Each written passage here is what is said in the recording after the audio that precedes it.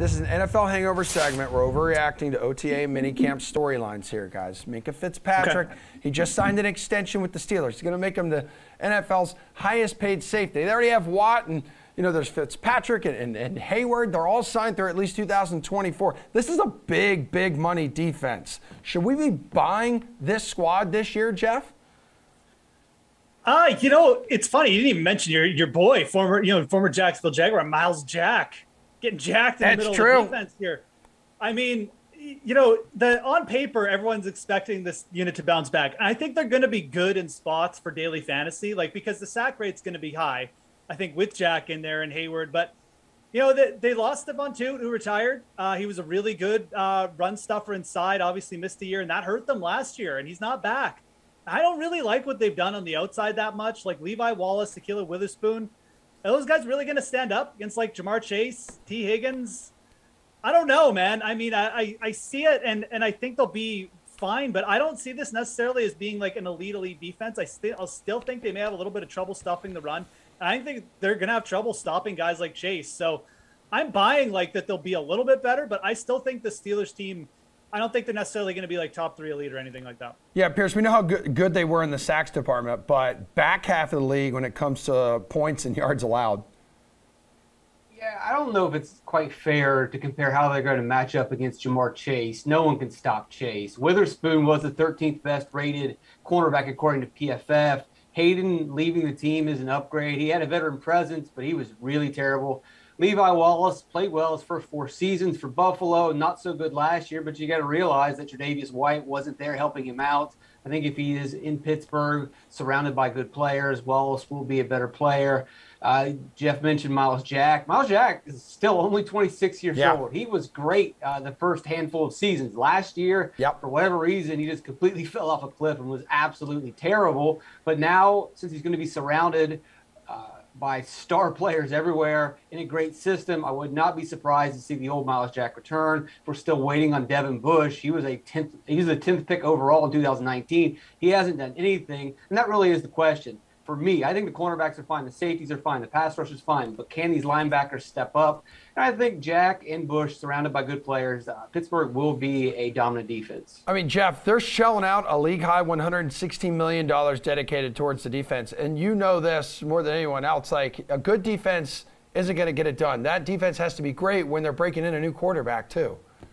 Yeah, and that's the thing. Again, I'm not necessarily suggesting Pittsburgh's going to be terrible. Like I said, I'm just not sure if they got enough to go top 3. But Miles Jack is definitely talented. Like, I definitely agree with Pearce there. And I think that if he does bounce back, it'll be a big story of why the Steelers, you know, just as a unit, bounce back as well in 2022.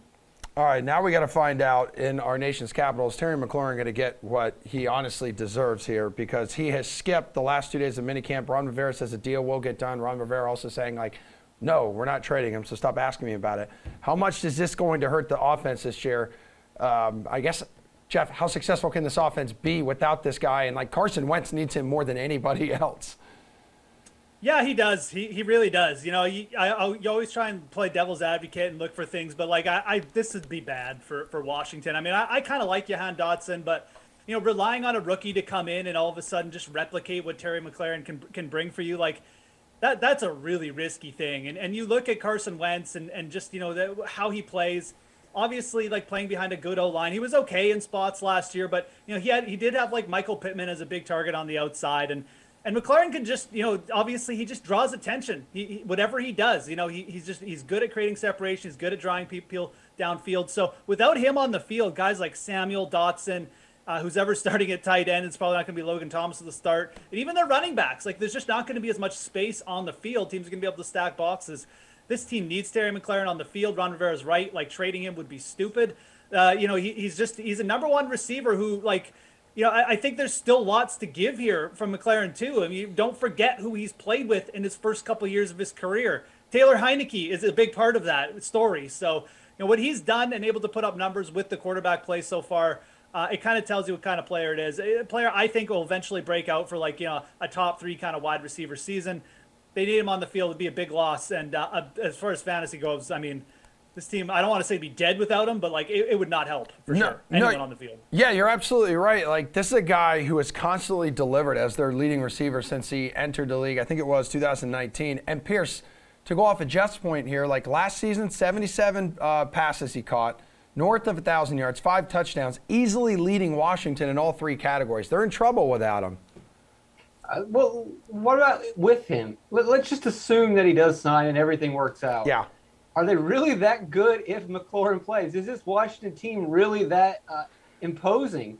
I mean, what do we expect? What are the expectations for Carson Wentz in this match? I just don't see it. Last year he had a good offensive line. He had Michael Pittman. He had a great running back supporting him and allowing him to have open passing lanes and keeping defenses honest. He had an offensive coordinator and an offensive head coach that were offensive minded and allowed him to play. And he still got 3,500 yards, 27 touchdowns, 7 interceptions. Those are decent numbers. Do we really expect him to have better numbers this season playing for Washington? Ron Rivera is not going to turn him loose. Ron Rivera is going to have him as a game manager. There are some weapons, but they're not as good as the weapons as they had last season. The offensive line, yeah, they had issues last year, probably hit the worst by COVID. You remember they were starting a plus-size male model at one point. He was like a 4th stringer. Their line's going to be better, but I don't know if it's going to be that good. They made some additions, but their additions were just basically making up for some of the guys that they lost. I don't expect big things from this Washington team. Yeah, so Pearce is exactly right. I agree with that. But the thing is, if McLaurin's not there, it's just going to be worse. Like, they're going to go from average to worse. So yeah, I still think he's a big part. And I mean, we start a plus-size male model every day in Emerson. So I mean, plus-size male model, dude. That was Emerson back in college, like college Emerson. He was thick with 2 C's. Bring back college Emerson. He seems fun. Yeah, he's a good guy. He's a really good guy. My wife actually says all the time she really misses him. I'm like, oh, okay, dude. I guess I'll just stop clanging and banging and shredding in the gym all day. Anyhow, last one here. We got a couple minutes ago, so let's speed it up a little bit. Lamar Jackson has returned to the Ravens' offseason practices. Hollywood Brown, though, is now in Arizona. Pearce, how are you viewing the rest of the Ravens' skill position players this season in DFS? The Ravens are fine. Mark Andrews is one of those guys. It's incredibly hard to cover one of these tight ends. You can't put a cornerback on them. Even if you could, the cornerbacks are too small, so then you have to put a safety and a linebacker on him, and then that opens up the rush attack, and that opens up, the Ravens who love to run the ball. They have a really well thought out offense. Yeah, their wide receiver core is lacking, but really you look at the previous seasons when the Ravens were strong. It was a tight end, it was a running back, it was a running quarterback. Their wide receiving core has never really been the threat that you worried about. They're young. They could be promising. Probably won't be. I think the Ravens are going to be just as good as they ever were. All right.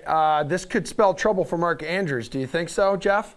No, I don't. The Ravens' offense is all built around the run and on RPOs, and that's why Mark Andrews gets open. And it's not built around Hollywood Brown. Sorry. Rashad Bateman will be just fine as a replacement. This offense is going to run just as it was. Devin Duvernay's not bad. I mean, yeah, it's not a good-looking receiver core, but they don't need high-end receivers. They've tried it. They tried to get in guys. The offense doesn't need it. Rashad Bateman's probably going to be better than Hollywood Brown in a lot of ways. A guy who Hollywood Brown just disappeared for games. So yeah. I think this offense will be just fine.